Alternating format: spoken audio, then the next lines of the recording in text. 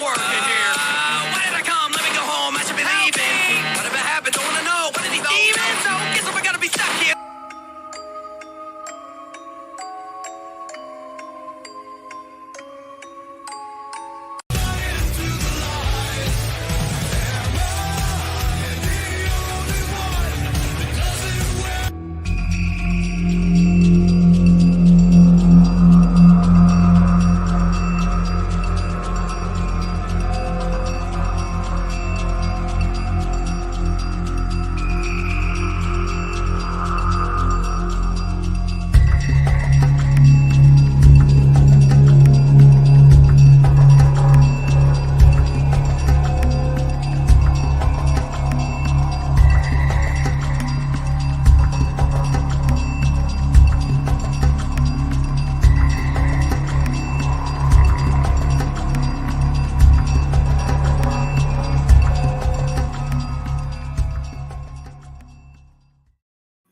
Hi guys, as you can see, it is just me. So this is a new pop-up show that we're going to try and see how we're doing. There's Shannon. Let's see here. Who else is out there this evening? But before we get going, I will give you a disclaimer. Hi, Felix. Morgan. We're going to call this story time or story corner with me. So, the disclaimer is that this book or series of books, if we deem that we like this and move forward, we will be reading what is called the Duskwalker series by one of my new favorite artists, and her name is Opal Ring. She can be found on Instagram, Twitter, X, whatever you want to call it. She is from Australia, and she writes some of the spiciest books that I have ever read. And pretty much, long story short, if you're into monster smut or just smut in general, these books are going to be right up your alley. As I said earlier this week when we were talking with the good Reverend who is running the show in the background for me, which I would appreciate, or I do appreciate, let me be correct. And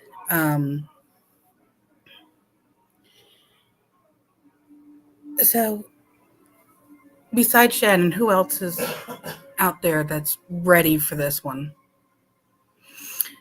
I do have a little bit of news. The final book is coming out at the end of next month. This is the last book in the series, and as much as I am saddened to see it go, I have enjoyed every story that she has written. I have read some of her other works, and they are just as good, just as spicy.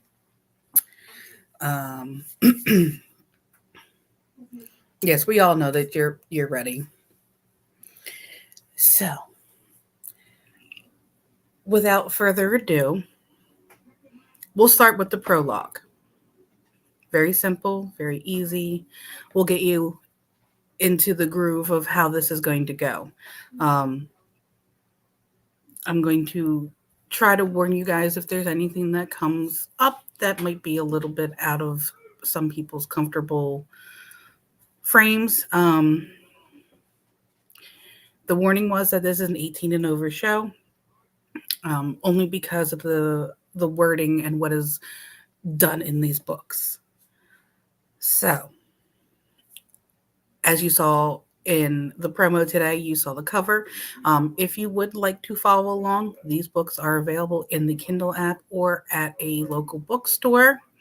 Barnes & Noble does carry them. Libraries will not, but I will tell you that they are worth the read, and you will find yourself getting lost in them. My husband can attest, Kenny can attest to how fast I read these books. Whenever I get a new one, I try to make them last as long as I can, but Inevitably, I devour them.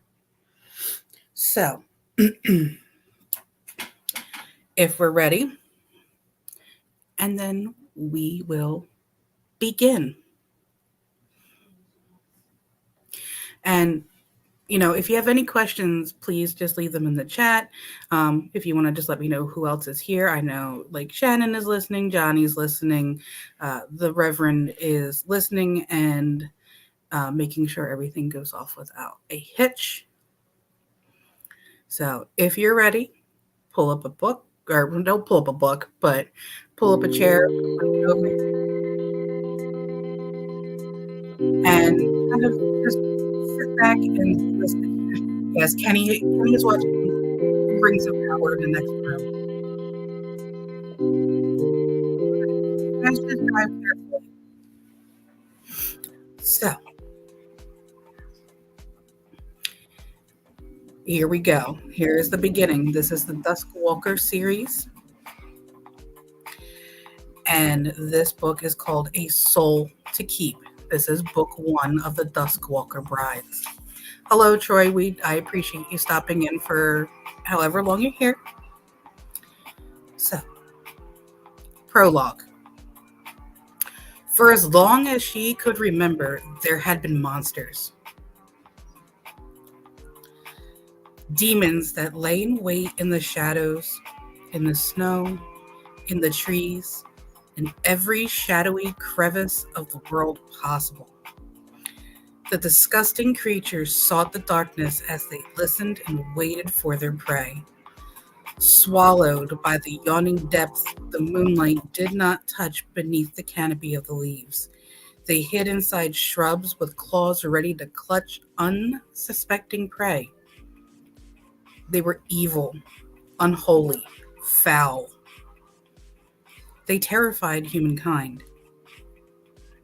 They hunted near cottages, houses, and towns to grow that delicious, mouth-watering scent of fear for themselves, as though they had found their prey sweeter if they were afraid. Howling and emitting crackling, clicking noises like the rattling of dry bones. Together they rustled trees and snapped twigs in the distance, anything to ensure the humans knew the demons were waiting for them. Towns attracted the demons by the sheer force of the scent alone, creating a feeding ground. Like a contagion, one terrified human ignited a stench throughout an entire village. Along with human guards, walls made of towering wooden spikes circled most villages and kept them at bay. But sometimes it wasn't enough to keep them safe. Demons came in many different sizes, which informed their prey if the monster in front of them would guarantee their death or not. The smaller the demon, the less likely they had fed from a human before. With the bigger demons, one could only imagine how many humans they had consumed to grow to their monstrous height, frame, and strength. Their skin was black like a void, and they usually crawled around with a human-shaped head and body, disgustingly meshed with animal parts. Their faces had human angles except for around their mouths, where instead they had monstrous fangs with some kind of muzzle. Some had horns on their head, others spikes. Some had feathers or fur, and others nothing. There were those with bat-like wings sprouting from their backs. They were rare, but some of the deadliest because of the number of humans they'd eaten to obtain wings for true flight. These demons swooped from above, and before a person even knew they had been taken from the ground, a large, fang-filled mouth stretched around their head and clamped shut with an explosion of blood and brain matter. There were only 2 ways to avoid being caught in the clutches of these monsters. People could either live secluded from the towns that drew attention of the demons, or live confined within their walls. If one chose to live within the towns, they could only walk from the relative safety of the town walls in the daytime, when the light of the sun kept the monsters at bay.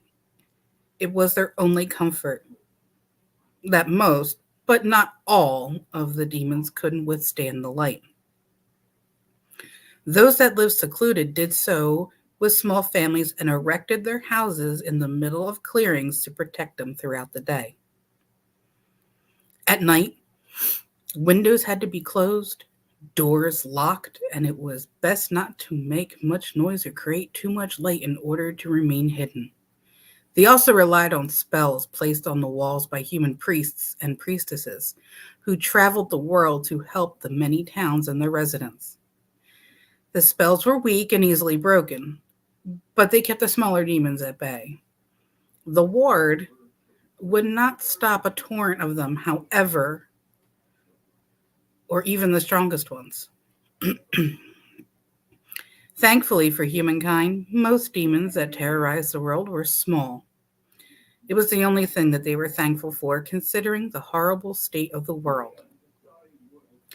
All of these monsters lived in the Vale, the place they called home and where it was believed that they were created. It was a large expanse of forest, as far as the eye could see, making up 1/4 of the entire continent. Surrounded by cliff edges, the shade of the trees never seemed to allow any space for the sun to touch the ground there. It was a place all these creatures could roam freely, even in the daytime. That was the only solace for the humans. Demons couldn't stand to be in direct sunlight and often fled to the safety of the Vale throughout the day. No one dared to venture near that frightful place, and anyone who had never returned. No one knew what lay inside of the Vale. It was a place of nightmares. But despite the demons and the Vale, there were beings even more terrifying. There were nightmarish creatures that roamed the world as terrible omens, that could walk in the sunlight. They were nothing like the demons believed to be something else entirely. Duskwalkers. To see one meant death was near, not just for humans, but also the demons, animals, everything. They were terrifyingly intelligent. They could speak, they could bargain, and they could destroy if their mood decided it. Some villages far, far away from where she lived had never encountered one. Most humans would live their entire lives and never see one, nor speak to someone who had. Unfortunately, that had never been the case for the town she called home. Even from when she was little, she'd known about the Duskwalkers. That if she saw one in the distance, to run.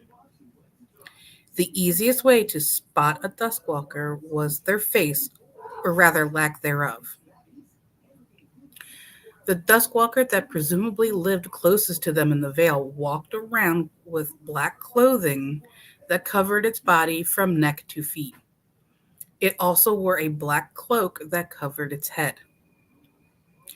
One could have presumed it was a human from behind based on its attire, if it weren't for the fact that it was 7 feet tall, with impala antelope horns jutting through 2 holes cut in its black hood. If it faced you, you would see a long-nosed wolf skull as it stared at you with glowing blue orbs that floated in its empty eye sockets. The Duskwalker never traveled alone, always accompanied by 2 black ethereal wolves that had blue flames wisping through their fur. Their faces were skulled as well, like they copied their master, and they were disturbingly silent. Their paws never crunched in the snow in the winter or rustled the leaves in summer. They didn't huff their breath. They didn't howl. They only made a strange warped bark of an animal that sounded as though it was dying. And they only did it on the command of their master. To see a Duskwalker and his companions roaming above the veil in human territory meant it had been 10 years since it had been last seen, and it was looking to make a bargain in one of their towns once more. Apparently, Reyes Salvias was going to be offered up as a sacrifice. So that is the prologue. So that kind of lays the base for the book. Now, you will understand that Rhea is the main character, aside from the Duskwalker, who you will meet. It's a slow burn, so it does take a little bit to get going. But once it does, I promise it'll be very enjoyable. And if you're still with me, we're going to move on to chapter 1. Is everybody ready to go on an adventure? Did you bring a towel? Do you have a blanket? A cup of tea? I mean, it is Friday Eve, and everybody should be gearing up for tomorrow, which is Friday. And then that leads us into Saturday. Oh, there it is. Adventure from Mr. Nast.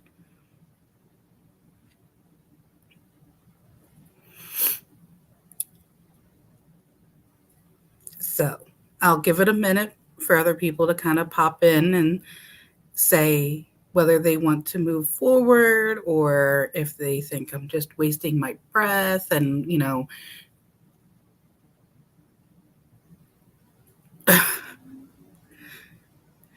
just in the car listening to Grim Bitch about no sex yet. Well, it has to build up. You can't, this isn't like porn.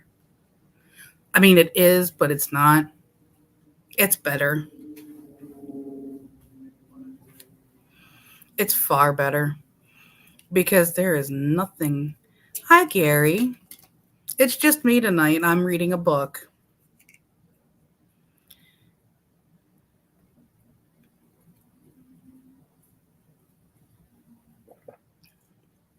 Although I do hope your evening is going well.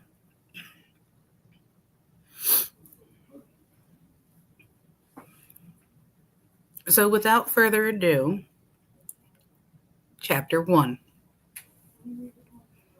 For as long as we can remember, there have been monsters, Ray said with a stern yet dull voice.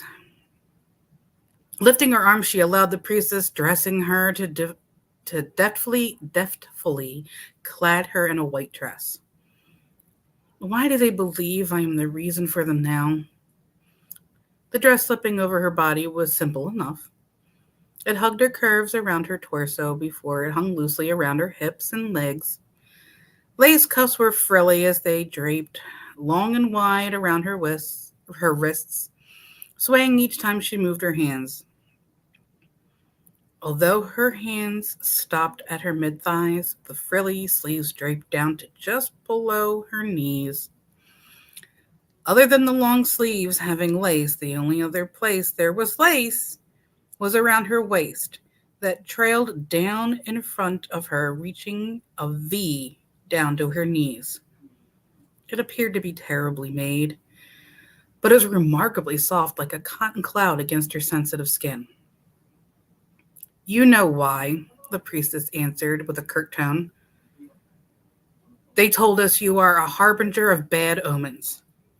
The priestess, since that was all Rhea could call her by, as they didn't share their names, was dressed in a white cloak that had large purple runic symbols painted into the seams of the cloak. Every seam around the hood, the sleeves, the opening down the center, and even the hem that danced just above the ground were covered in purple runes. They all wore white clay masks with accents of gold decorating each one. The woman dressing her had decided to paint a cat eye design around the mask's white mesh-covered eyes, while the lips that bore only the slightest opening so she could be heard were painted golden like lipstick. The priestess sounded much older than Rhea's 26 years of age, but instead of the kindness that she'd spoken with In her aged voice to the rest of the village, she spoke coarsely to Rhea.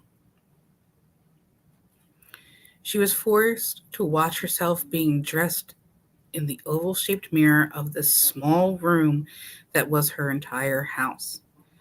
The priestess's gown disturbed all the hidden dust. Rhea hadn't managed to find and clean away. The dust glittered in the morning sunshine that washed into the timber-floored room, not giving any indication of how grisly the day was to truly be for her. Instead, it looked beautiful, peaceful, warm, despite it being so early in spring that not a single flower could blossom under the remaining snow. In front of her was a body-length mirror. Next to it was her wooden carved single bed that held the most uncomfortable mattress known in creation. It should have been made of fluff, fur, and wool. Instead, it was made of straw and hay. On the other side of the room was a small stone kitchen hearth that she had to light with a match to cook. The dining table and singular chair, since she never had visitors, was right next to the hearth in this cluttered home.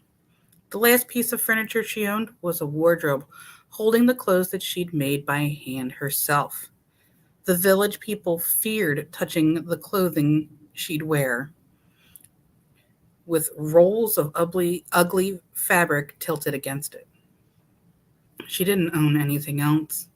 No jewelry, no housing decorations, no pretty paintings. Rhea owned nothing but this tiny home that had been built for her just on the outskirts of town, between it and the walls of wooden spikes that surrounded it for safety.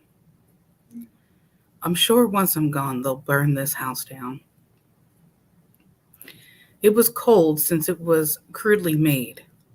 Over the years, she'd worked into stuffing holes she'd found in the round timber slats with the leftover material of her clothing creations in order to keep the wind out. It's not my fault that I'm the only one that survived, Rhea grumbled to herself quietly as she was forced to place her dainty feet in a pair of white slippers. She had not made this outfit. It had been brought by the priests and priestesses who arrived earlier in the month. They came knowing the Duskwalker would eventually be approaching one of the 3 villages it visited once every decade. The dress had been cleaned just as Rhea had been while she'd been wiped down in some perfumed liquid that smelled heavily of herbs and oils. She hated every moment of the priestess washing her body for her, but the priestess claimed the spell she was using required her administrating it herself. That may be true, the priestess said as she shoved a leafy white floral crown around her head. Rhea's straight blonde hair had been yanked of all of its knots and looked shiny beneath the crown, a touch of green peeking out from the stems and leaves they'd used to weave it together. But you are still the only one that did. You should have perished with the rest of your cursed family. Rhea gritted her teeth as her hands clenched into tight fists at the back of her knuckles, which had been pink from the cold, turned white and pale like the rest of her skin. I don't know why the demons didn't eat me like the rest of my family. Just because I survived does not mean that I am cursed or a bad omen. I don't want to do this. Her life had been dictated to her by this village, every waking moment of it out of her control, simply because her family had died. Then she had been blamed for it, blamed for something that had been going on for centuries. And now she was being forced to sacrifice herself, wear this stupid little dress because they were making Rhea do it or she'd face the consequences. It's not fucking fair. Rhea had only been 7 when it happened. She remembered very little about the night that the 2 strong demons, massive and large in her memories, had managed to break through the protective wards in place around her home, destroying everyone inside. Her mother, her father, her baby brother, even their dog, which hadn't stopped barking until it eventually had been eaten. She knew she hadn't screamed, hadn't tried to run, hadn't done anything but wait as her family was eaten. It had been dark, which made it hard to see. The only thing she could truly remember were the sounds of crunching bones, tearing skins, the slurping of mouths, and her family's dying screams.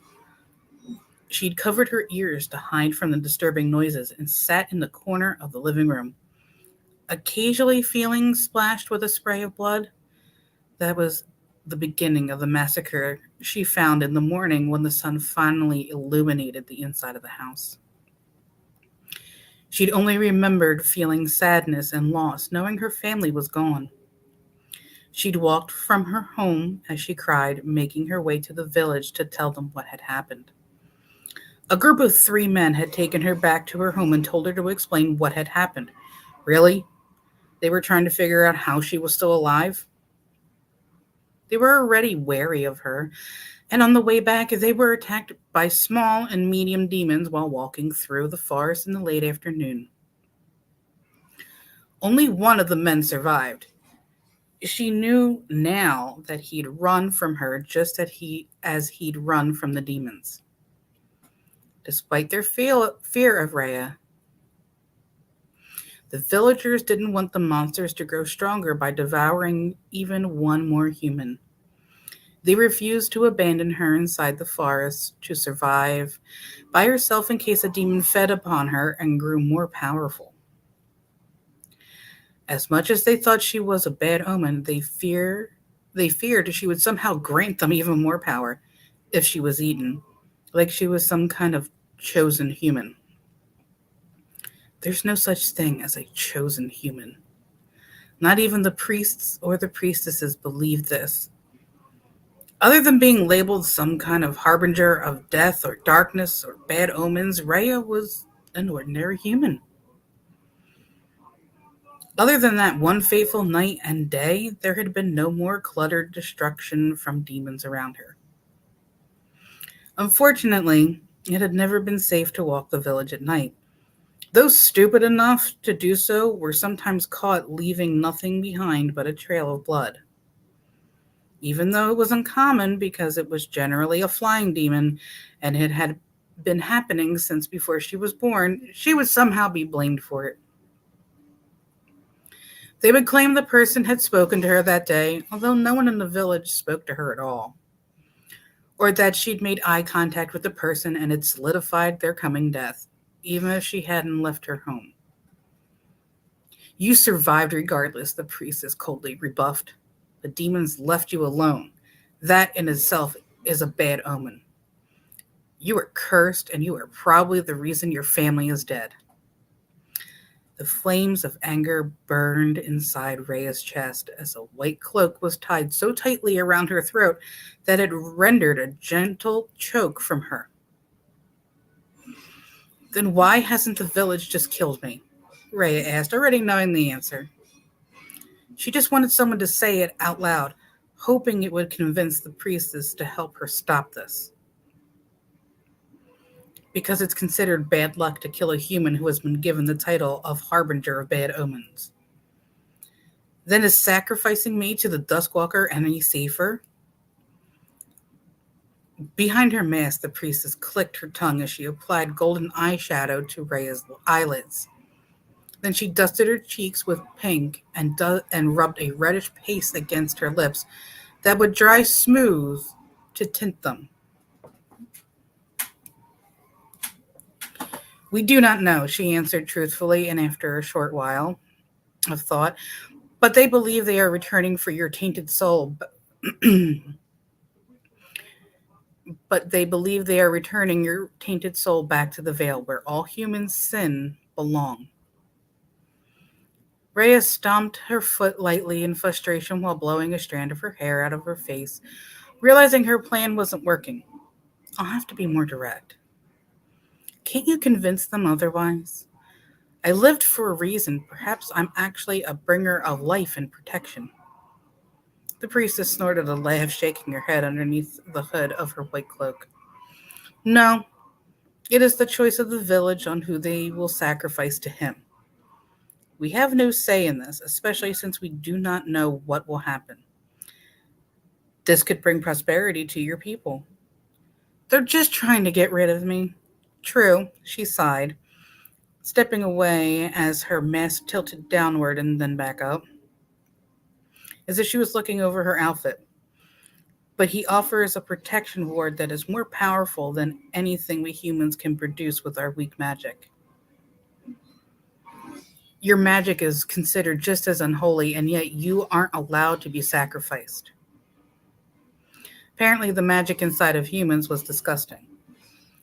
The demons and duskwalkers did not like the taste. For this reason, they were often left alone when traveling between villages and towns. What if it is the same? We could anger him. He could kill me and desecrate the entire town at the same time. You do not need to be afraid, the priestess stepped back. While pulling back her sleeves, she knelt over a bucket of water to clean her arms and hands after touching Rhea as though she were a vile disease. You will become his bride.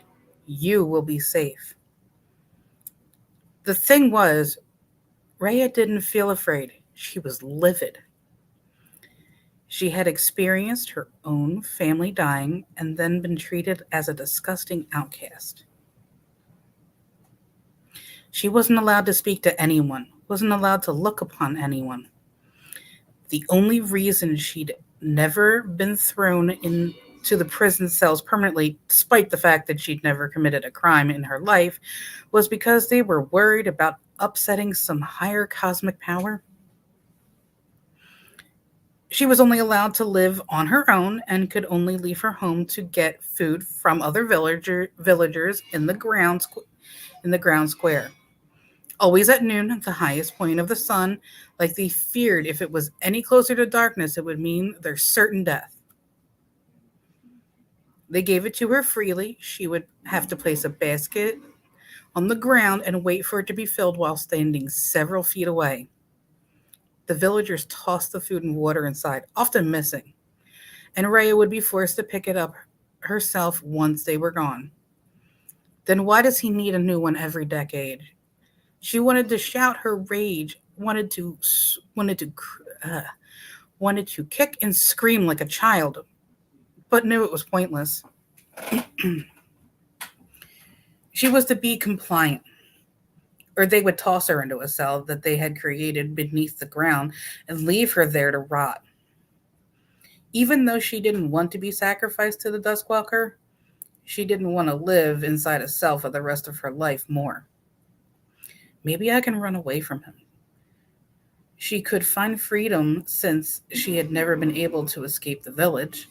The guards watched the only two exits and never permitted her anywhere near them. She'd been caught a few times trying to climb the walls, and they had tossed her inside the prison cell as punishment, which was why she knew how terrible it was down there. They were underground to save space within the village. Rhea knew just how dark, cold, and lonely it was. Rhea had fight in her, always had, always would. She wanted freedom. She clenched her fists once more. I will be free. She would not live chained in this village, nor a despicable nightmare. We do not know. He may have a harem. He may kill them himself. They may not be able to survive in the Vale. We do not know if that place is safe for humans to even breathe. The shroud of darkness could be poisonous. There was a black mist that hung like a cloud around the edges of the forest of the Vale that met the cliff walls and occasionally rose between the trees deep within. So basically you were saying I'm going to die regardless, Rhea stated with a dull expression. How is that safe? It is not better than being trapped in this village cursing the innocent people that live here? Or are you that selfish? Rhea could almost imagine her raising a singular brow at her in question underneath her mask. Rhea's lips thinned in annoyance as she bit her tongue. I don't care if I'm selfish. The woman sighed and waved her hand forward. Come. He was spotted making his way towards this village yesterday. It was how they knew to make sure Rhea was prepared since he was coming here rather than one of the other two towns nearby. We no longer have to wait for his arrival. He will come today. As if the woman had the power to see into the future like a soothsayer, a bell began to ring in the distance, warning them of his approach. Shouts carried to Rhea's small home before someone yelled directly at her door, refusing to come any closer or even knock. The sacrifice is supposed to be someone who was pure and willing, Rhea stated, feeling a crawl of dread slipping down her spine like a ghastly cold finger of a ghost. Her eyes darted to the door while her feet remained rooted to the ground, not wanting to meet her death. You will see through their lies. You meet all the requirements. You are pure, since no man would dare lay with you. You are willing, as it is either this or the cell. The priestess opened the door to her home and held it open, waiting for Rhea to leave. And you will have greeted him knowing what he is and what you will become, that you will become his bride. You are allowed to stay here and not greet him. Other sacrifices have been prepared. But once he is gone, you will be taken underground to live the rest of your days. Once more, those flames ignited inside her chest, spite-filled and hateful. Your hearts are all vacant, Rhea spat with venom in her words before stepping through the threshold. Jingle bells that had been tied to the sides of her flower crown chimed with each step she took towards the town square. The balls inside them, the song of her doom, where she would eventually meet her Grim Reaper. So that's chapter 1. So that's laying the base. What does everybody think so far? And let's see who's here. I mean, I see Heather. I saw Stephanie. I know that Troy was in here briefly. Gary was in here briefly. Mr. Nast is listening to me babble on his way home. The Reverend Grimm is listening. And I know Shannon is here somewhere. So we're about 40 minutes into the show. So why don't we just do a real quick roll call to see who's here and kind of let me take a drink.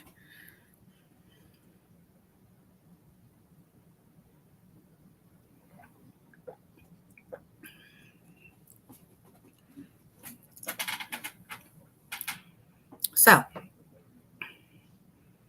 should I go on or should I stop?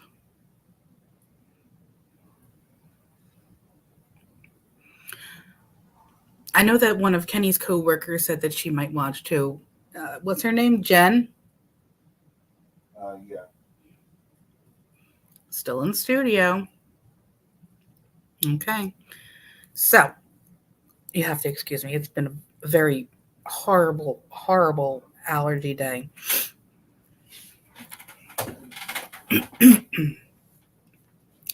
Chapter 2. Rhea's dress was too long, and she had to lift the hem as she walked down the pathway that led to her outcast home to the town center.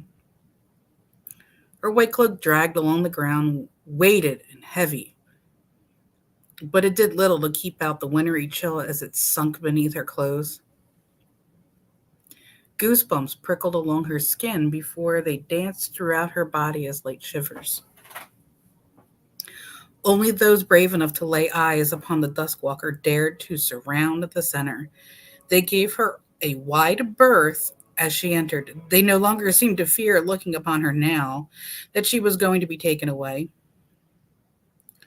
Are you ready to go? Angelus Mortem, the village chief asked. Like them all, refusing to speak her very name as if it as even its mention would bring death. Guilford was well into his life, at least 40, and sported an array of different wrinkles on his weathered face. He was strong both in strength and in will, which was why he had been deemed the new chief when his predecessor died. He wasn't very tall, but he still stood over Rhea with his short brown hair, crooked nose, and a full-fledged beard. He had once been the town's head guard and had protected the townspeople from many demons. He was trusted, and his position gave him the leadership skills required. He waved his hand forward towards the path that would lead her to one of the gates on the side of town. The gesture elicited a deep, confused frown from her blonde eyebrows. She opened her mouth to speak, but as he looked upon her, his face changed from disturbed to nearly murderous behind his sharp blue eyes. Ah, so I'm still not allowed to speak, even if I'm about to be sacrificed to the fucking devil. Rhea was only allowed to talk to the priestess because the woman had been wearing a protection amulet somewhere beneath her robes. She snapped her jaw shut, narrowing her eyes into a glare as she nodded. I don't understand. I thought he was coming here. Then she noticed that none of the other backup sacrifices were here like they were supposed to be. A short distance behind Guilford, the crowd of people desiring to witness the event followed. Of course, they stayed far away from her. There were no trees in the town, leaving no place for a demon to hide or use it as shelter in the day if it somehow made its way over the walls. There were no shrubs, no greenery bar a few patches of grass, only dirt and houses. They passed home after home that Rhea didn't recognize, as she'd never been allowed to visit anyone. She was taken to the border of the town where there was a large space between it and the protective walls. There stood two backup sacrifices, their families crying and hugging the person who could possibly leave them. You better make sure he takes you, Angelus Mortem. The father of the girl, similar in age to Rhea, demanded, narrowing his eyes over her head as he held her. Clove was her name, and she had always been a strange child. Rather than being afraid of the monsters that terrorized the village, she had been what most considered foolish, curious. Rhea had no doubt the woman's interest in the veil was the reason she had chosen to step forward to be sacrificed. She was a beautiful red-headed woman. The redness made her stick out in the white dress, cloak, and flowery crown she wore.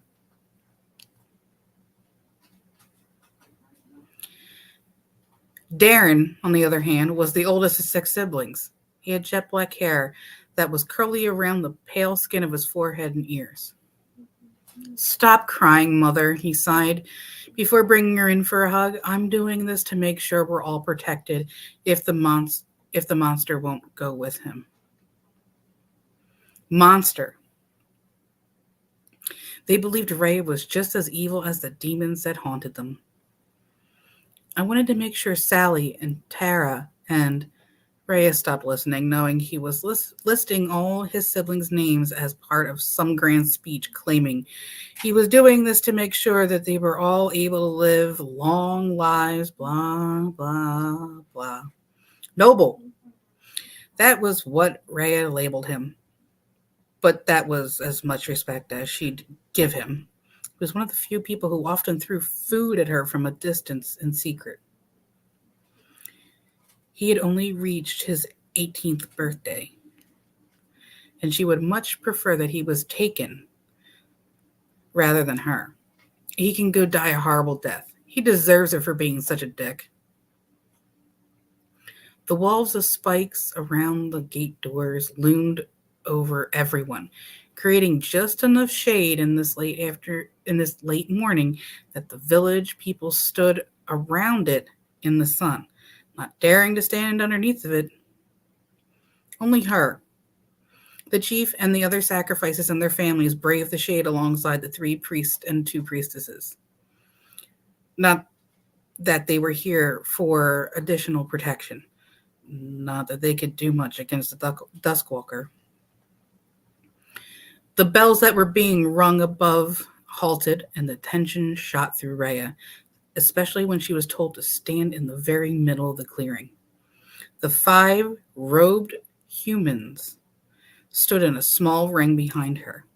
Darren and Clove were a few meters behind them, both clad in white cloaks and dresses. Despite Darren being a man, while their families had stepped away into the sun. The priests were swinging incense canisters on chains, attempting to hide the worst of any smell of fear. Ray had doubted it would help. Guilford stepped forward when 4 men pushed up the long slab of timber they used to lock out the outside world.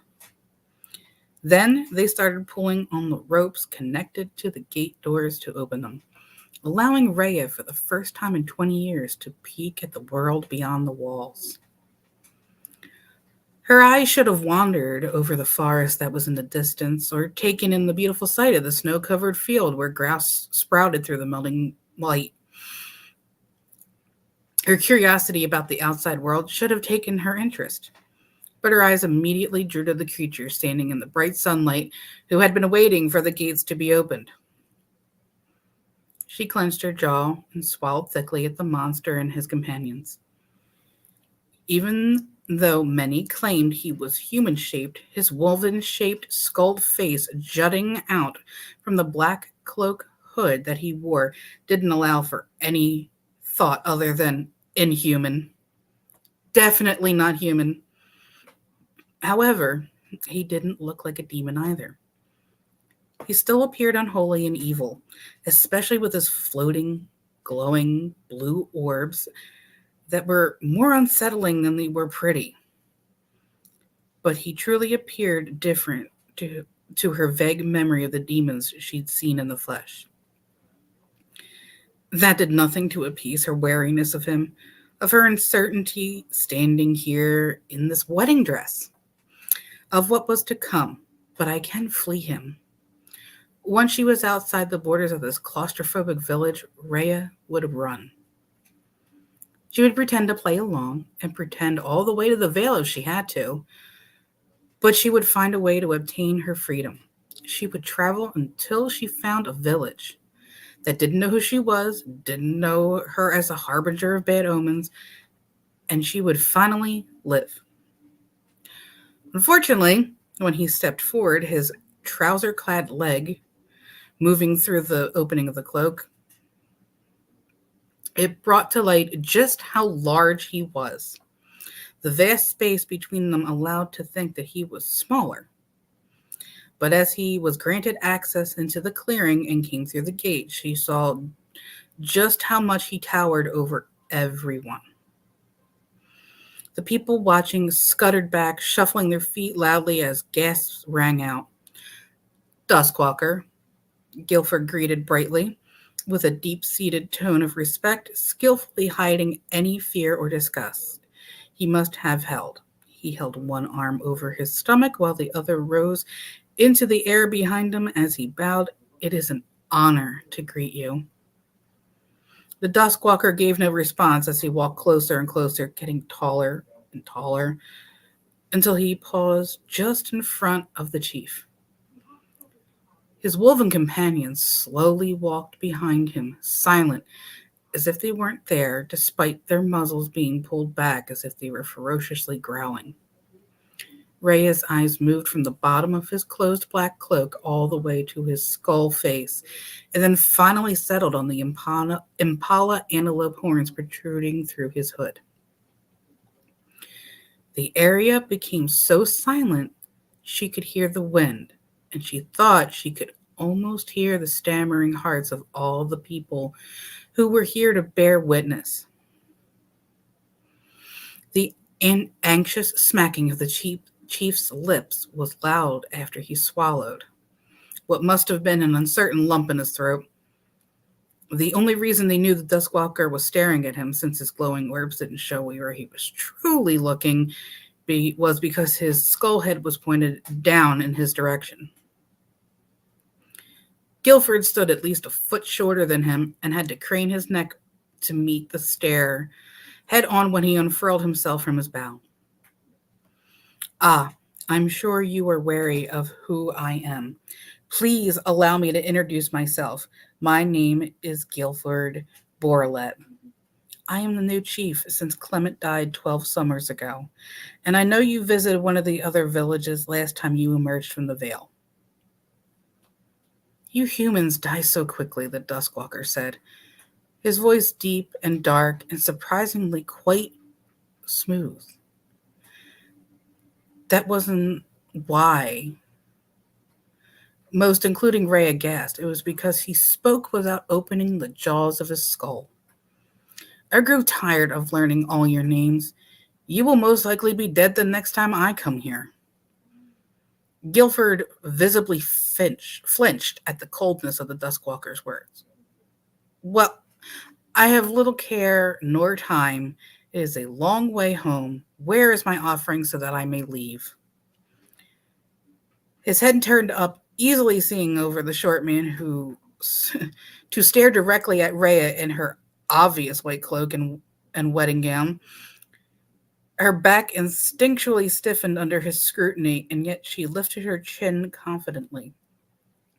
Ah, yes, the willing sacrifice as payment for a protection ward against the demons.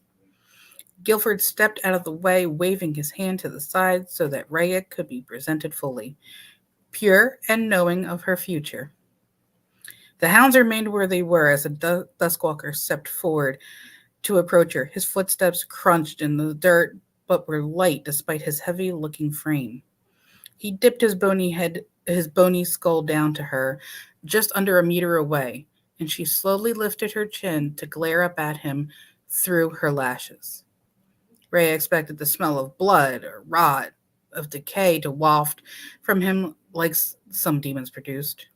She expected him to smell of death. Surprisingly, he smelled of smoking mahogany wood and pine. That did little to ease her, although it was welcome in comparison. Her lips tightened as he looked down, casting a large looming shadow over her. It gave her a sense of foreboding, like she may never see the light of day again past this. Like she may never see the light again past this day. Sorry, it's been a long day. Once more, a hush fell over the area. The air felt stagnant, like the world was holding its breath as much as the humans who were desperate for her to be taken away. The glowing orbs of his eyes, which hovered in front of the voids of its sockets, swirled, almost like rotating fire. His skull was clean and appeared as though it was polished. As the sunlight hit over the white of it, and it made it glisten. I thought it would be cream-colored. Or that perhaps the flesh of a rotting animal might be loosely hanging from it like a decaying corpse. What is your name? He finally asked. Quiet, despite how close they were. Shit. How am I supposed to give him my name if I'm not allowed to talk? Hell, the people didn't even utter her name. How was she supposed to violate two things they feared without upsetting them? Rhea gave a sneering cringe, unsure of what she was supposed to do. No one had given her advice or told her what she should do if he spoke to her. Shuffling her feet nervously, her eyes fell to the chief. Speak, child, Guilford shouted, his face growing red with anger. Rhea was making a mess of this already. It was too late. The Duskwalker's hand shot forward. She managed to catch a glimpse of the dark, glistening claws that ripped through his black gloves before his hand encircled her throat. She expected him to lift her off the ground, but he only brought her to the tips of her toes. The pressure was tight, but wasn't suffocating, as he bent forward to be more at her level. Rhea, she managed to get out, calming enough to narrow her eyes into a glare once more. My name is Rhea Salvias. Orpheus twisted his head at the petite little human he held onto, inspecting her face in detail. Now that they were inches apart, and she couldn't escape. Yes, it is much easier to see her like this. She was too far away before, too hard for him at bony to look at bony face to human face. He was unable to smell her properly since he'd shoved mud and grass into his nose hole. To block out as much of the scent of fear as he could, it was uncomfortable and he despised it. But he needed to do this, otherwise he would attack the village in a mindless craze because of their stench of fear. Her hair was blonde, straight, and glossy around the backs of his gloved fingers. Her nose was small and had a defiant upturn to it, which made it appear more dismissive when she turned her chin up him earlier. Her features were gentle around her jaw and chin, but were sharp around her eyes and brows, making her glare, he realized, more prominent. Her skin was like snow, as though she hadn't been in the sun much, which he could tell was true by the transparent, like paleness of her skin. If he took her to the veil, he doubted her skin would ever ripen into the light golden that should have wrapped the warm meat of her slim body. Her eyes were a forest green, which pleased him. Actually, looking upon her was pleasing. But he felt this way about most humans, for various reasons, some more evil and cruel than others. As he inspected his sacrifice in detail, Orpheus waited for the tantalizing scent of fear to fill his mouth with saliva. He was so close to her, he would be able to taste a hint of it that his blocked, clogged nose couldn't. He could only just smell her with their proximity, but it hid the rest of the humans from him. It didn't take long. The scent gently lifted into the air from her pores, inciting the glow of his eyes to want to change from his normal blue to red in hunger. But that didn't happen. His eyes remained blue. He tilted his head when he realized the scent wasn't strong enough to stir true hunger in him. This female, this human woman, was afraid, but not nearly as much as she should have been, while being held there like this by him. She appears rather angry. If she is not to your liking, we have prepared other sacrifices to become your bride. The one named Guilford sputtered in haste. There were others? He lowered her enough that she was no longer blocking his vision, as two humans in white dresses were ushered through the priest and priestesses, a dark-haired man and a red-headed woman. There has never been more than one intended offering, Orpheus stated, projecting his voice through his skull so it could be heard. He had to actively produce his voice past his own mind, speaking from it since he didn't have the lips or the kind of mouth to talk. He would have made noises if he wished to, but they were often guttural and incoherent to others. We wanted to make sure we appeased you is all. What is wrong with this one, then? Orpheus placed the blonde-haired woman named Rhea on the ground and twisted his head at her while examining her once more. She appeared to have all of her parts. He could see she wasn't missing any limbs and didn't have the deathly sickness that seeped from the skins of humans. Are you not willing? She, as Guilford interjected. I did not ask you, Orpheus said, letting his voice come out as a deep growl. I'm standing here, aren't I? She said up to him, rubbing her neck before frowning at her hand, as though she couldn't fathom why him holding her hadn't hurt. And that was true. It was obvious she was willing, standing in front of him to be offered, while dressed in their strange custom of dressing all of the sacrifices in white. He never understood that, and why would they be dressed in a similar style and color? If you do not like her, then there is Darren. The black-haired man bowed to Orpheus in greeting. He waved his hand at him dismissively, and his claws glinted in the sunlight. He retracted them to keep them hidden from the easily frightened humans. I received a mail last time, and I do not want another. They never lasted long with him, even though they generally held less fear. They often tried to kill him, and he would always make short work of sating one of his many hungers on them. He felt the light rumble of his stomach begging for meat. Darren lowered his head and stepped away, refusing to argue with his easy decision. Then Clove, perhaps? Hello, the red-haired woman said with one of the sweetest voices he'd ever heard from a human. It was gentle, almost like a song. It is a generous honor to meet you. She curtsied for him and even stepped forward. She looked willing, her eyes wide with a strange emotion as they moved over him now that she was closer. Curiosity? Uncertainty?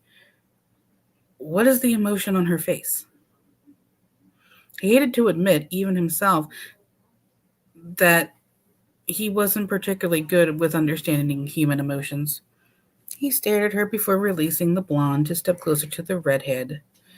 Fear, as well as tangles of other emotions, cascaded from her the closer he got. It was strong enough that it made his eyes glow red and his mouth begin to fill with drool. He quickly swallowed so it didn't seep between the sharp teeth and the fangs hidden from in the fangs of his skull. He stopped breathing to hide from it. The warmth in her skin paled, and one of her feet stepped back when he towered over her. The other emotions she had been producing turned into fright now, and now that he was actually in front of her. Her eyes darted from his glowing eyes to his claws as he reached forward to cup her throat to see how she would react.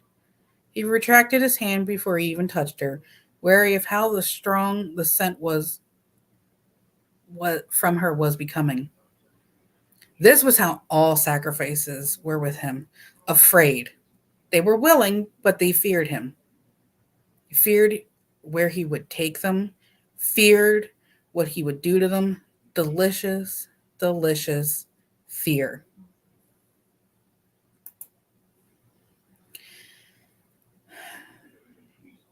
She is just as appetizing, perhaps more so. He liked the brightness of the red in her hair. However, Orpheus turned away from her and began to circle the one named Rhea predatorily. The fear in her scent he'd smelled earlier had gentled without his direct attention, and he was curious about it. She is wary. That was what he could smell. She wasn't petrified since she wasn't trembling or shivering in his presence. I have only met a few like her. Even now, he could tell from their faces the humans gaping at him in the sun weren't at risk of being stolen away, were more afraid than this woman in white. Little human, why are you offering yourself to me? Orpheus had never asked this of a human while still standing in the town they came from. He would eventually learn from them all why they were willing to be taken. However, he was truly curious about why this one was standing before him. It appeared she was willing. She had said so herself in a very vague way, but she was also angry. Is she angry with me or the other humans? To help protect my people, she answered through gritted teeth. He tilted his head when he was in front of her once more, looking at her clenched jaw and creased brows. A lie, perhaps? If Orpheus could grin, he may have. Yes, you will do. He brought his gloved hand out from his cloak and offered it to her. You will become my newest human, snowy one. So you will be taking her? Guilford asked with a high pitch of surprise while the woman blinked at his hand in confusion. Yes, I have chosen the original sacrifice. He thrust his hand at the woman, demanding she place her palm in his. After a few moments of standing at his outreached gloved hand, she hesitantly lifted her hand and slipped it into his far larger one. The more he stopped Once more, he stopped breathing to avoid taking in any scents. His claws rushed out, and the middle one dug into the flesh of her wrist to produce a small droplet of blood. That was all it took for a blue ring of light to illuminate around them. Flapping both their cloaks, his black, hers white, as the burst of magical energy pushed between them. A double circle with ancient runic symbols between the circle's lines was cast upon the ground. Lines forming inside the circle to create a six-pointed star. Gasps rang out from the crowd as the woman tried to pry her hand away from his in shock. But he held firm until the protection ward was completed. Their union solidified as the magical contractor and offered sacrifice who gave their blood. He wondered if the warmth he could feel from her through his glove was real or a figment of his imagination. He retracted his hand once it was done and severed the contact between them. Her hand flew to her chest as she cupped where his claw had cut into her skin. The protection ward is complete. Let us leave, he demanded with a sense of mild urgency. He strode forward to be behind her so she would begin to walk towards the gates, unwilling to remain in this human town any longer than necessary. Is that why you did that? She whispered to him as he pushed his hand on the small of her back when her feet seemed stuck to the dirt. She stumbled forward before she began to move, Orpheus falling with his palm remaining over her back and waist. Yes, blood must be paid, and I cannot use my own.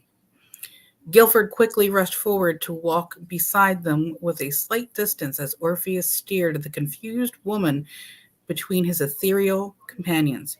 Thank you, O great Duskwalker, for your protection. We hope you will be satisfied with your decision and bless us again in the future. It is hardly a blessing. His ward would disappear in 10 years, and when he created a new one in a different town, the demons from the new protected village would rush to this one when it was weakened to feed. Chaos would ensue. Orpheus turned his face towards him, staring with annoyance hidden behind the fact that he couldn't make a single expression. He disliked the overly courteous way the humans spoke to him since he knew it was a facade to appease him. Like that would be enough to stop him from ruining the town with claw and fang. If I did not desire this void to be filled, I would have. They were afraid of him, hated him. They were disgusted by him, and he had no intention of building up any form of trust. When he very much may one day decide to become a malevolent spirit against them. 10 years between each human did little to satisfy his hunger, and as the years grew and he got older, living on the mind-numbingly endlessly,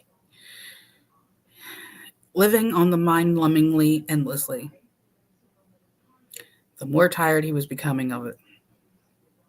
How much longer will it be? Ongoing question without a matching answer? How much longer would it be before he found a human who wanted to be his companion? Once he left the village, he finally dug out the hardened mud from his nose hole so he could be more comfortable and smell properly. He turned his bony skull to the top of the blonde-headed woman in front of him. Perhaps this one will be different. If not, Orpheus would be back on the surface world to hunt for a new bride. He rarely had confidence in his stolen humans. And that's the end of chapter 2. So, what do we think so far? I mean, we are in an hour and 10 minutes. Should we read one more chapter before we call it an evening? I mean, do we need or want to hear another chapter? Questions, comments, concerns? You're intrigued. Okay, Mr. Nass is intrigued. Heather, what do you think? Oh, absolutely. You love this story so far. Read more. Oh my. I'm getting a demand from the Reverend himself to read more.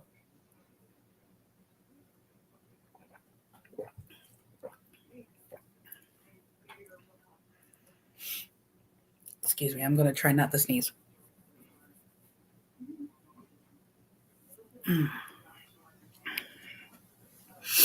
All right, kidlings. We're going to go on to chapter 3.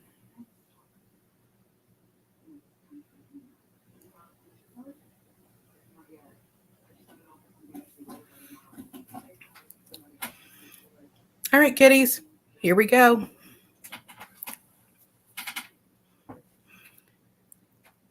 Rhea ran after the Duskwalker as they made their way outside the village gates, which were promptly closed behind them with a definitive thud. She paused, turning to face the wooden gates that had kept her trapped inside the town for years. Feeling a sense of foreboding and yet freedom? Well, kind of freedom. It was more like she traded one prison for another.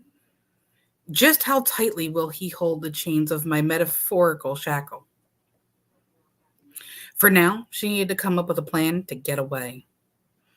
As she stared at the gates, she wondered what she should do now. Hey, she yelled when one of the wolves gave a terrifying, heart-sputtering bark at her ankles. Her skin crawled at the harrowing sound. It sounded like the final crying bark of a dying animal, and vaguely like the mixture of a bear and a dog at the same time. Get away from me, she yelped at the other one when it snapped its jaws at her other ankle. She attempted to shoo it away by kicking her leg out. It jumped back before the side of her poorly dressed foot could hit it in the face. Unless you want them to bite, I would follow, the Duskwalker said calmly, his cloak hem flapping in the distance. It opened into an arch around his legs when the wind caught it from his long strides. With a groan, Rhea shuffled after him, surprised by how far he'd gotten in such a short time. He had already reached the forest on the other side of the large, mostly snow-covered clearing that separated the town from the woodlands that surrounded it.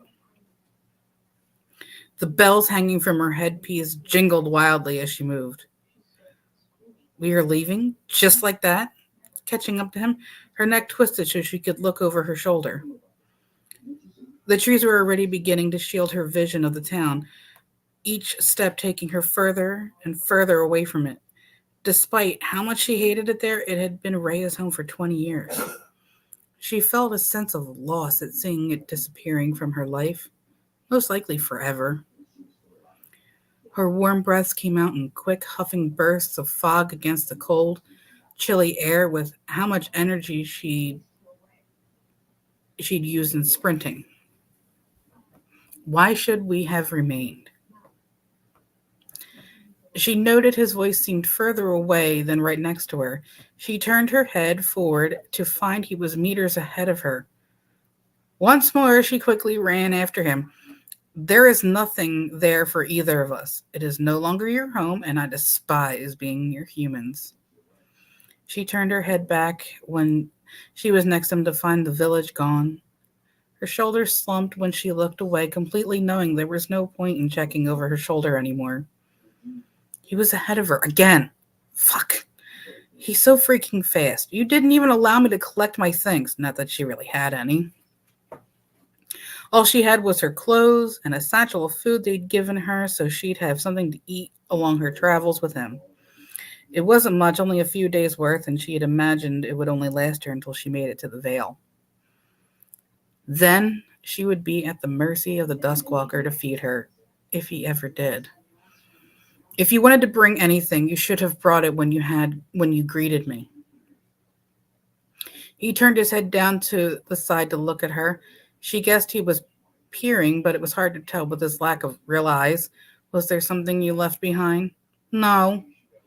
But no one told me to bring anything, so I didn't really have a chance to think about it.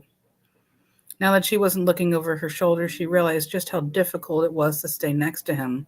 With his long, yet unhurried strides, it was much taller than her, towering over her by nearly 2 feet.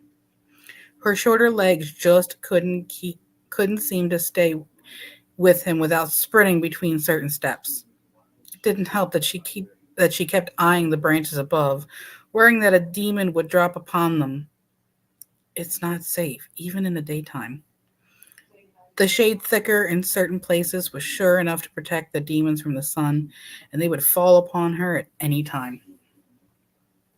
She sincerely hoped that the Duskwalker would protect her, even though she had a feeling he would eventually end up being her demise. Hey, slow down. You're too fast for me.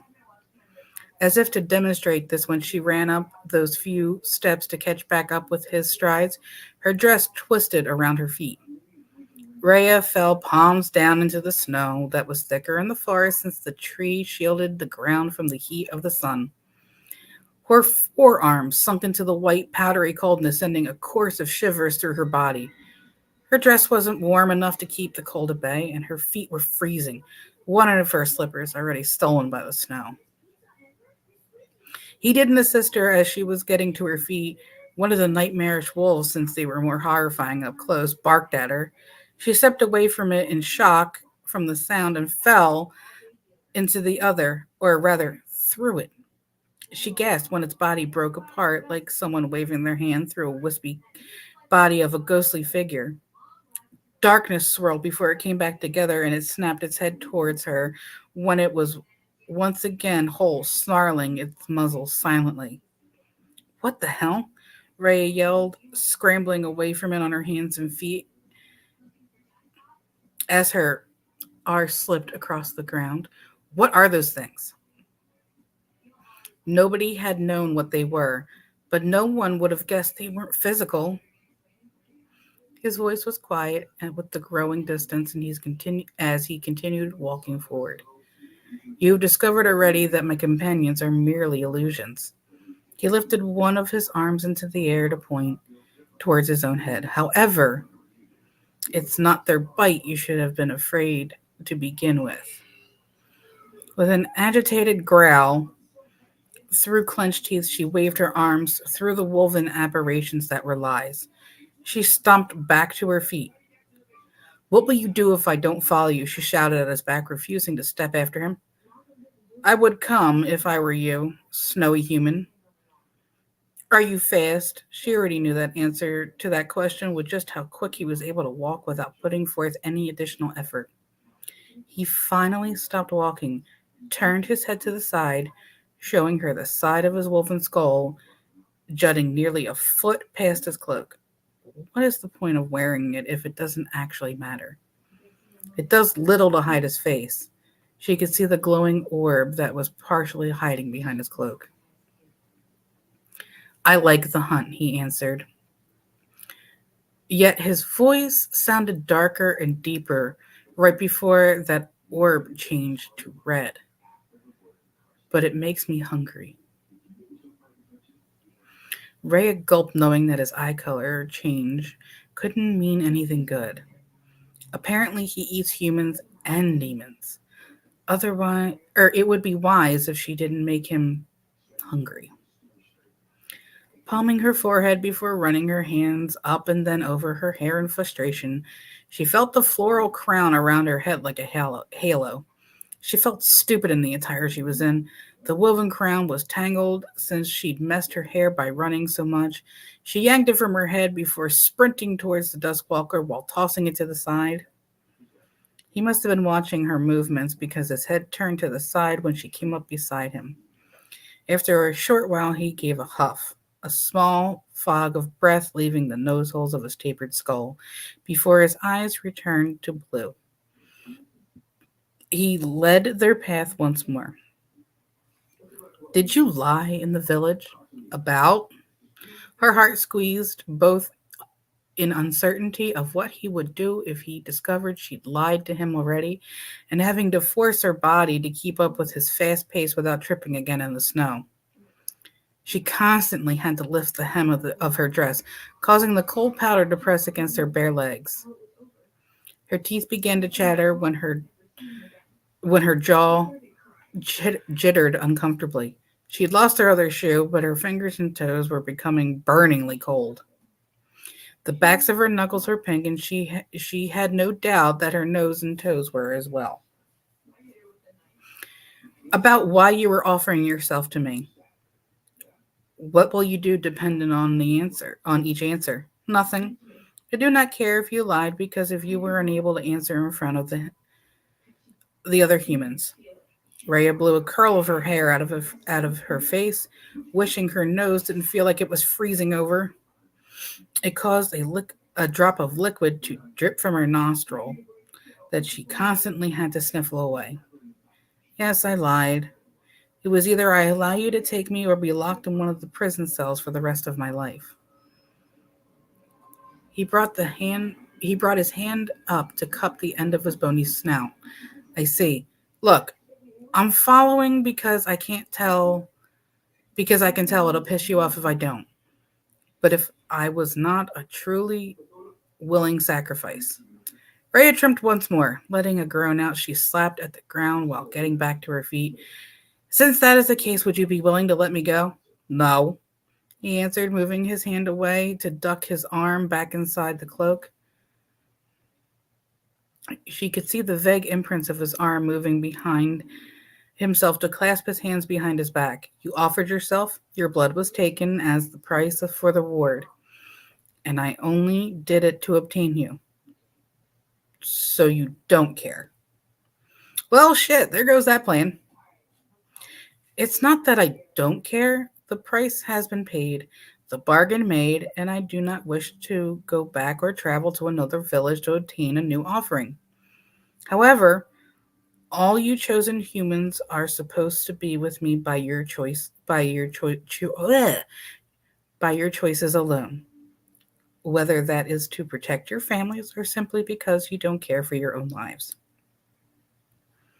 Ray's brows drew together in a deep frown. You understand I was coerced. Yes, although that doesn't change your fate. I am uncertain. I am uncertain now if I am displeased, not by the trickery of the other, or not by the trickery of the other humans. I give you permission to go back and wreak havoc if it will allow me freedom. No. He turned his head to her, his eyes turning red once more.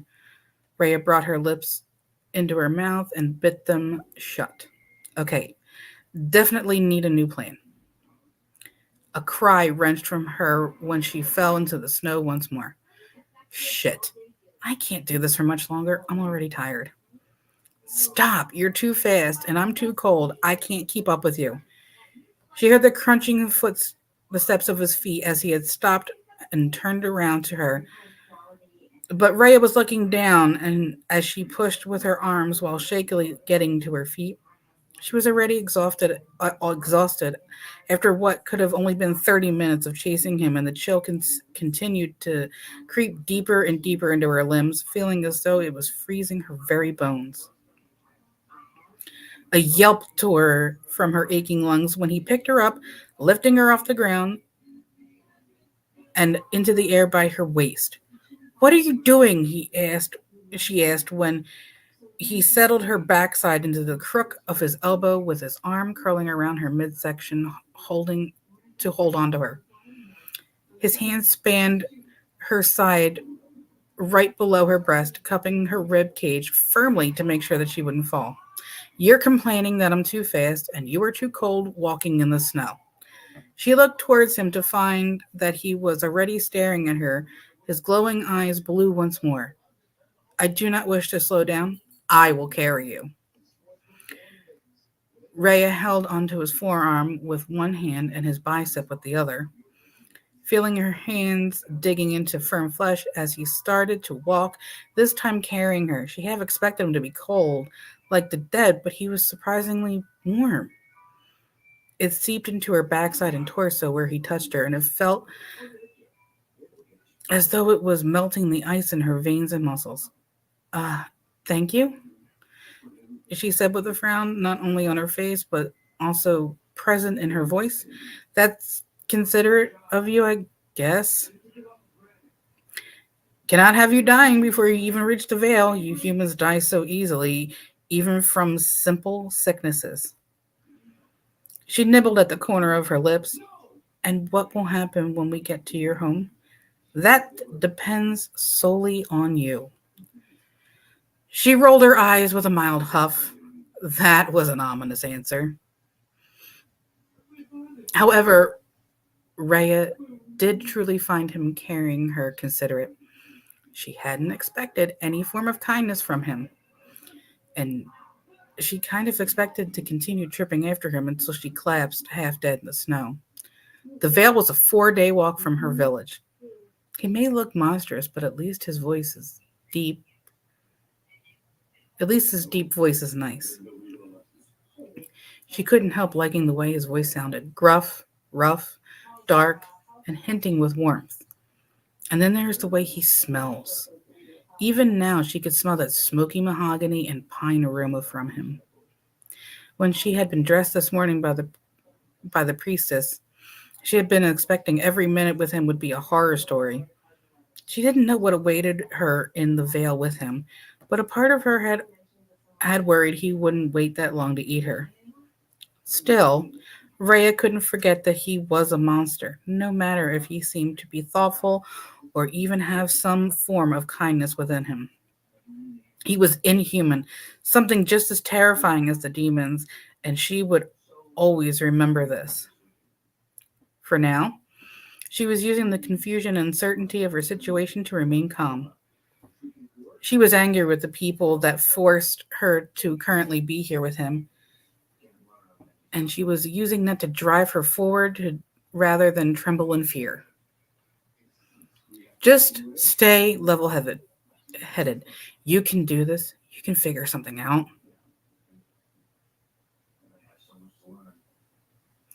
Amber, we are reading A Soul to Protect.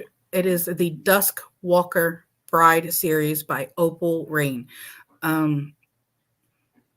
Rev, if you are in there in the studio, if you would not mind putting up the cover for the book, please, so that Amber can see what we are reading real quick.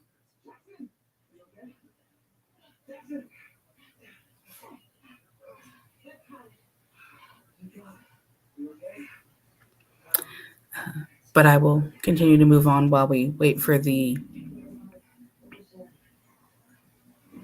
It's called A Soul to Protect by Opal Rain. I believe if you just Google it really quickly, you will be able to find a picture of it.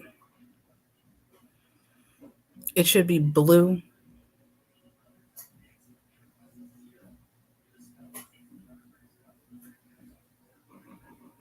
Do you want me to send it to you really quick, Johnny?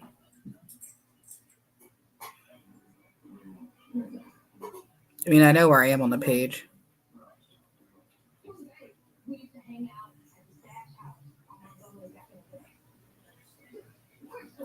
Amber, we're only in chapter 3. This is the book that we're reading. This is Opal Rain. This is called A Soul to Keep. Thank you. So this is book 1 of an 8-book series. The 8th book comes out in November. It is the last book in this series. I've loved reading every single one of these books, Amber. So if we're ready, I will continue on. I mean, we can keep the book cover up there so nobody needs to see my face that closely. Yeah, that's fine. Actually, I'm going to take a quick second to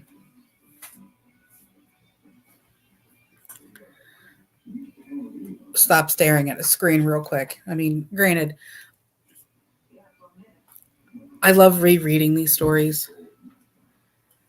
And each time you're going to have a different perspective because you kind of know what's going on. You remember what happened.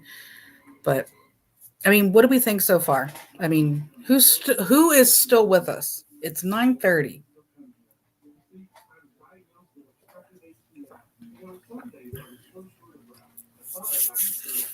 So, what I think I'm going to do is I'm going to finish this chapter, and then we can have a quick little discussion, and then we can close up shop for the night. And so, opinions. Do we want to do this again? Do you want me to come back again and read another set of chapters? Or do you think this was just kind of like a one time deal? And,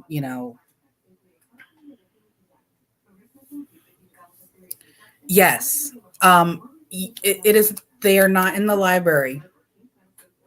They are. You can get the Kindle app. You can just download it onto your phone. You can download it onto a tablet. Um, if you have Amazon Prime, you have Kindle. You can do Kindle Unlimited. Um, I'm lucky enough to have Kindle Unlimited, so I kind of keep these books in my library because I wanted to go back and read them, but when I had this opportunity, when they asked if I wanted to read these books, I knew that I wanted to do this series because it would grab the attention of so many people. But I'm going to go back to reading, but let me know what you guys think about this so far. I mean, should we do more, or was this just a night just to kind of hear somebody read, and you could live without it? So I'm going to keep reading. Put your answers in chat,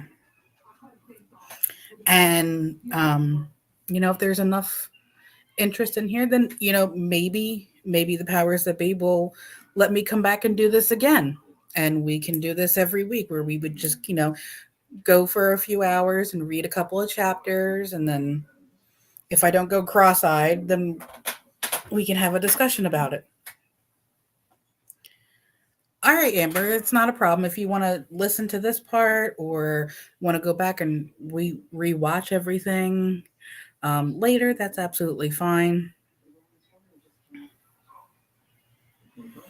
So I know, Amber, you'll give your 2 cents later at a different point in time. That's completely fine. So far, the two boys. Yeah, I know. Yeah, the boys are enjoying this. They're more vocal about it, though. I know the girls are listening. They'll chirp up in just a second. But I'm sorry, I digressed. So let us move on and finish this chapter, and then we'll have then we'll talk about it. Okay? Are you gonna carry me the whole way? She dug her fingers harder into his body, curling her fingers around the material of his black jacket. When she felt how much the warmth from him was helping ease the ache in her frozen fingers. If she could have reached, she would have pressed her feet against him as well. If I have to. Tilting her head forward, her hair curtaining around one side of her head as she looked over to him. Aren't I heavy like this? You weigh nothing to me. I could render your body into pieces with very little effort. Her back stiffened as she ducked away from looking at his face. Are you trying to scare me? You already smell mildly of fear. Her back stiffened further. She hadn't realized he could smell it and thought she'd been doing well to hide it. She was sure if it wasn't for his arm around her keeping her steady, she would have fallen backwards. I am merely telling you the truth. You did not answer me. But I did. He turned his head to the side so he could see her past the hood. I was explaining that I am strong enough to carry you the entire way if you so choose. I am not trying to frighten you. Relief settled through her body like a cascading waterfall washing over her shoulders. She crossed her ankles, pondering this strange position she was in.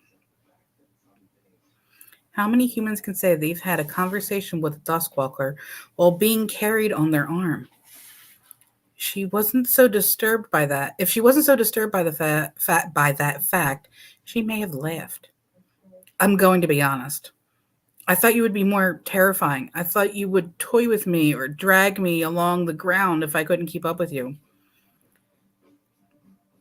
She peeked behind her at the quiet wolves of made-up void-like fur and blue swirling flames. They didn't sink into the snow since they weren't actually solid, and it made her realize she should have known they weren't real now that she was aware of it. I can toy with you freely when I am home. Here is not safe for a human who does not wear protection, nor comfortable. Way to go, Rhea. Just shatter your own fantasies that this might actually be okay by saying something stupid. She had been hoping that torture wasn't on the table. She gave a deep sigh while allowing her eyes to span over the forest, passing swiftly around them. The only color she could see was white from the snow, thick brown trunks of the trees, and the green leaves that loomed over them. A quiet peacefulness filtered between the monster and human. As they walked, she felt her body bounce every time he took a wide step, his feet only sinking into the melting snow just below his calves. So, do you have a name, or should I just call you Duskwalker? That's the end of chapter 3. So, kidlings, the next chapter is a little bit longer. I have to check it real quick.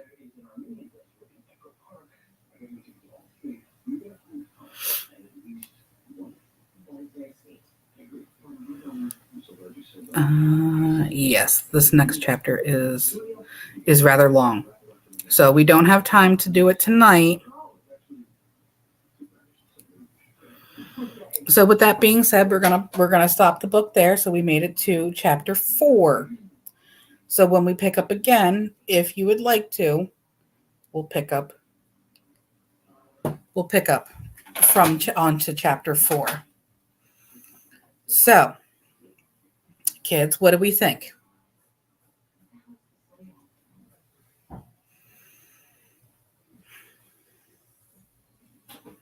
And if anybody, very interesting, okay.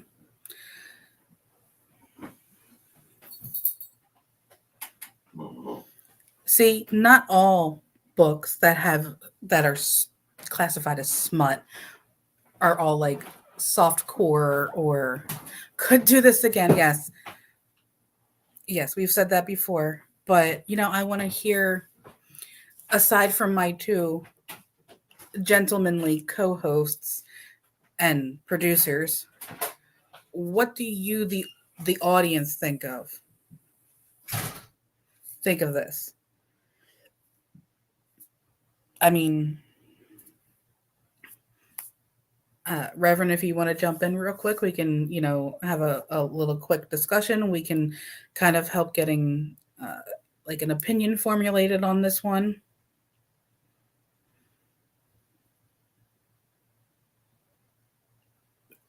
Okay. Oh, there she. Oh. You wanted the Reverend, you got me. You Johnny. Welcome back. Thank you. No, it's definitely intriguing. Oh, okay. I did not know that they were not in studio. I do apologize. That was my fault entirely. I had proved that I was in studio.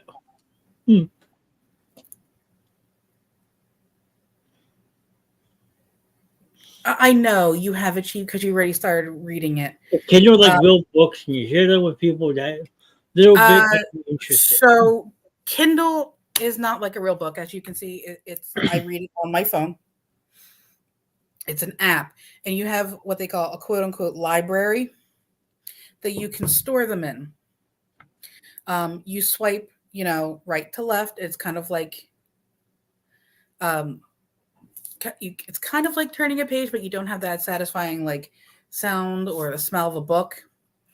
But yes, they are real books. You can find them at Barnes & Noble. I know that because I've checked the website. I'm currently waiting for the 8th book to be printed and the whole thing put together as a collection, so that I can eventually have that sit on my shelf so that I can go back and reread them, and then I can go back and I can do that wonderful thing of breaking in a book. So Shannon has already started reading this. She's not allowed to give any spoilers away. Yes, Rev, it's kind of like Ghost Sex, but with demons, but it's different. It's way, way different. I promise we'll get to the good stuff. But first, we have to lay the groundwork. I don't even know how many people are in here. Yeah, 5 people. We have 4 on Facebook and 1 on YouTube. Oh, there is somebody on YouTube. Oh, Twitch. Sorry. I apologize. Oh, Twitch. Well, it's not me.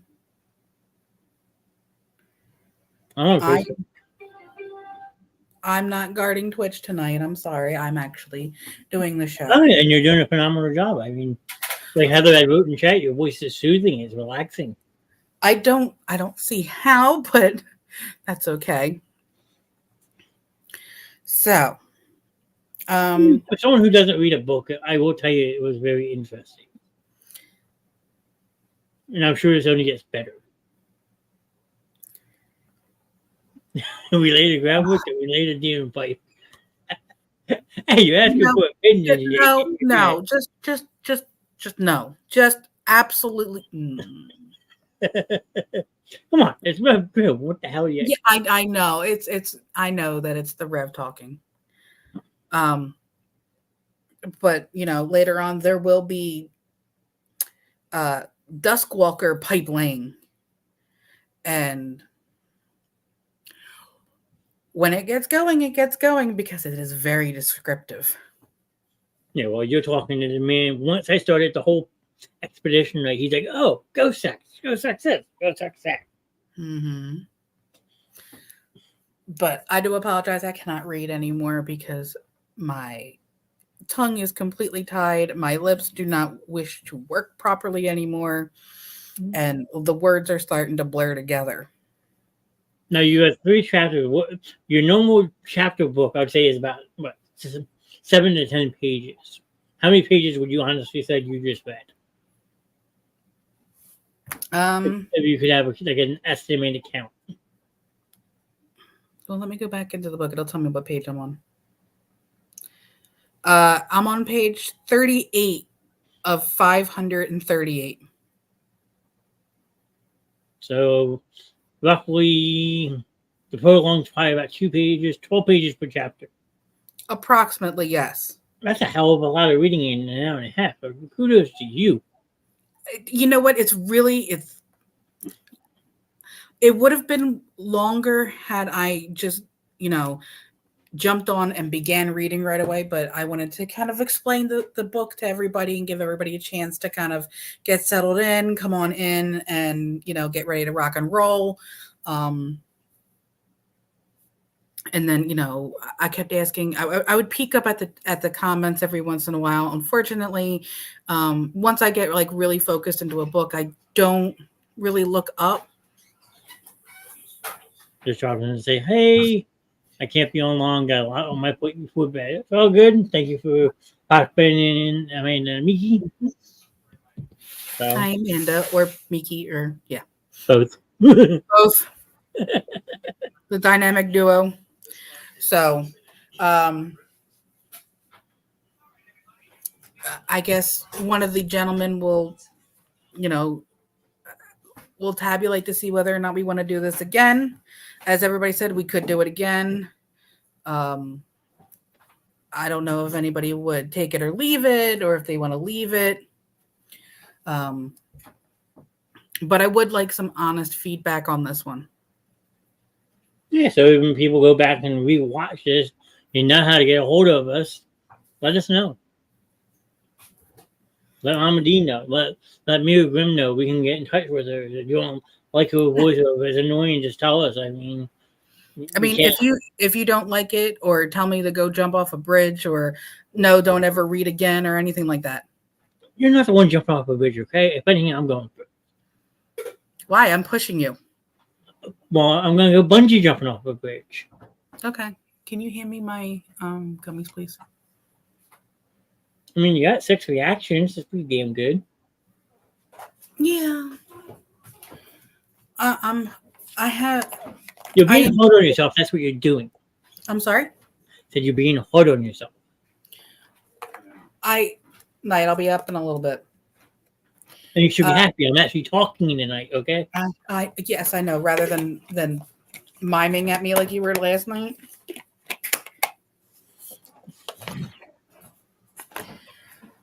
I am difficult on myself because I know that I can speak better. I know that I can read better, but it's been a bumpy couple of days. It's public speaking 101. I mean, it's tough. I get it. Took me 2 years to do this type of shit, okay? It's And you're weird. looking at a tiny 7-inch screen. It's not like you're reading off an actual computer screen. No, I'm not. So you'll see, relax. We do this shit for fun, remember? I know. But you know how I am. Yes. But so if the crowd does wish to go forward with this, we'll pick up again, maybe a different day next week, and go from chapter 4. So it seems like we can get through like 3 chapters in 2 hours. If I stop and talk. Which you want to do because you want to give you a chance. Right. I want to give you, well, yeah, because staring at a screen. Like I said, it's not like you're reading off a computer screen. You're reading off a 7-inch screen. Your eyes are going to go cross-eyed once in a while. I get it. Yeah. I mean, if I had like a physical book, yeah, it would be the same thing. I would still get the eye fatigue and everything. But, it seems like we can get through 3 chapters in 2 hours when I stop and pause and try to get everybody's feedback on whether or not they like the story, they don't like the story, or they're waiting for demon pipe laying or whatever. Who knows? You might get freaking limbs off your ego to pop in one night. You never know. Who knows? But I do honestly want to know if you enjoyed this, if you'd want to come back to it, or if you think, hey, this is just kind of like cool for like a one-off pop-up show. See, I am a demon. He admits it. Okay. I mean, you've done it longer than I have. I mean, yeah, I know that's why I just said okay. Maybe that's why I don't go over there on Sundays. No, you know what? I placate him. I just go, okay, yeah, whatever you say, Rev. Hey, the man's giving you comments. He's giving you love. The alter ego is in. Well, it depends on which alter ego. Are we getting the Reverend? Are we getting Alan? Or are we getting the third one that very rarely comes out? Are you getting Chip? Pretty much. Yeah, I mean, I agree with you. It's nice to just sit back and like relax and listen to a show. This is actually technically what you would call an audio podcast. Mm-hmm. Right. And like I tell everybody, like you need to, if you want to do this, go show this author some love. She's currently pregnant. She's going to be having a child soon. She's wrapping up the Duskwalker series. There's other books that she's written. Right now, I'm on book 5, I think, of a 12-book series by another author called Tiffany Roberts that I'm reading. I'm also listening to an audiobook, A Court of Mist and Fury. So, at the same time, like I have 2 other books that I'm yin and yanging back and forth or ping-ponging. So It is one more time for people. Yes, this is a soul to keep. So the big guy in the background, that is Orpheus. That is exactly what I was just describing. He has the wolf skull. There's the impala antelope antlers. There are the blue eyes. And in front of him is Rhea in her white gown. You will come to understand later that the covers kind of foretell what goes on. There's definitely one. Let's see here. I think it's called A Soul to Steal. I believe that is the seventh. Yes, the seventh book. That is a male on male book. So that is two boys. Would you let me bring that one up real quick? If you want to, that is the seventh one. Let's see here. No, it's book 6 is A Soul to Steal. That should be purple. Because it should have. Yep, I got it right here. Hold on.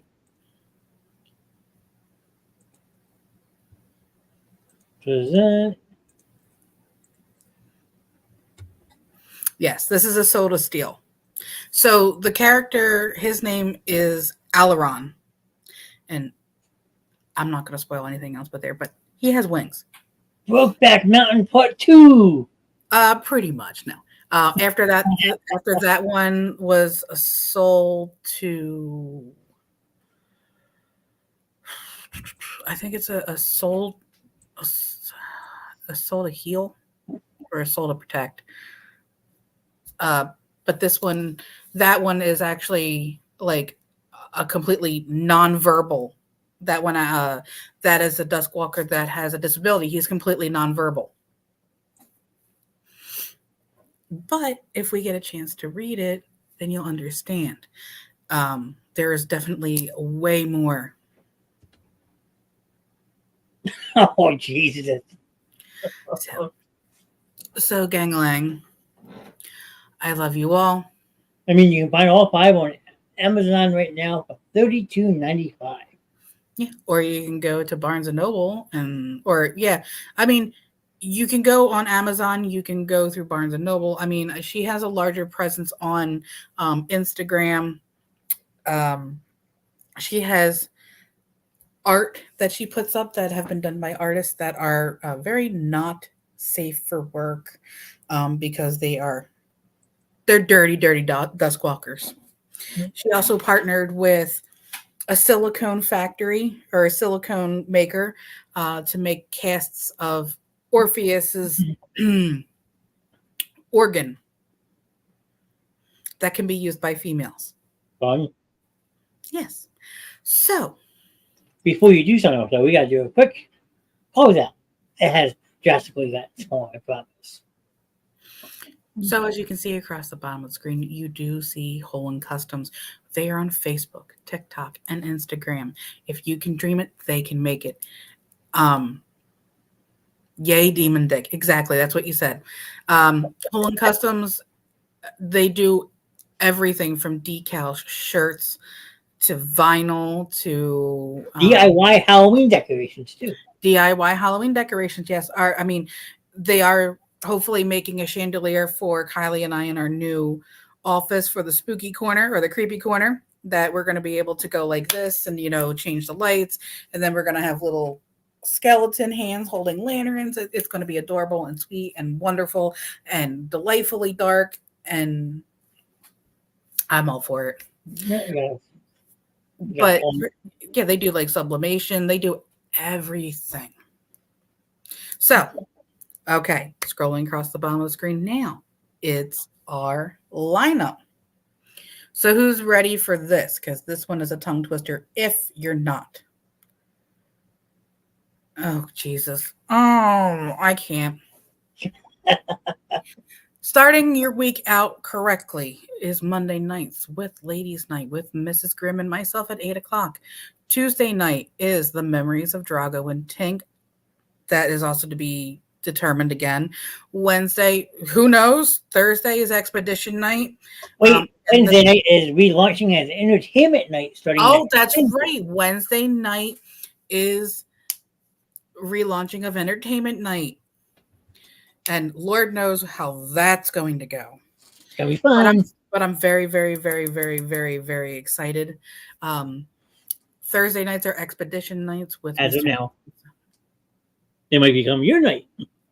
Maybe, but if the powers that be decide that, naming, mainly our audience. Um, Friday night. Let's talk about this Friday night. It's The Wives of Grimm Part 3. But this time it's the wives and the triumphant return of our beloved husband, Albert!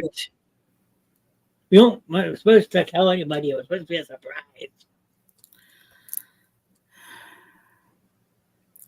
the return of our husband, the beloved Reverend Grimm. And we, as his wives, will be there in full force tomorrow night, beginning at 9 o'clock here on The Basement Show. As you can see across the bottom, there is also where we are. It is on YouTube, TikTok, Facebook, and Twitch. Have a good night, Amanda. I hope everything goes better for you. All of us, we can, and of course, lastly, it is justice for AJ and Hope. Things will come to light that should come to light, and there is no figure that can be placed that will ever bring back my two godchildren, Mr. and Mrs. Grimm's children. There will be justice, and it will come swiftly, and we will all be here together. As we all say here on The Basement Show, one band, one sound. That's what we're here for. So, with that being said, I'm going to say goodnight. I am too. Good job tonight, Mama G. It was very fun. Hope everyone else enjoyed it. Please give us the proper feedback that she is asking for.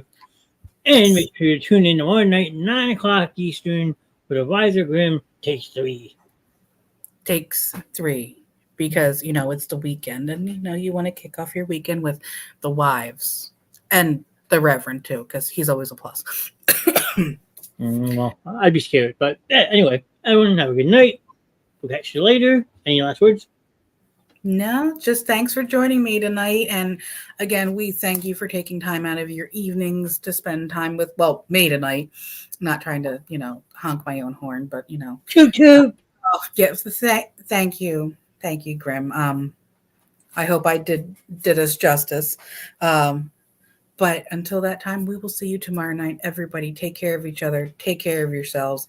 Make good choices, in the words of Bailey Sarian. And we'll see you next time.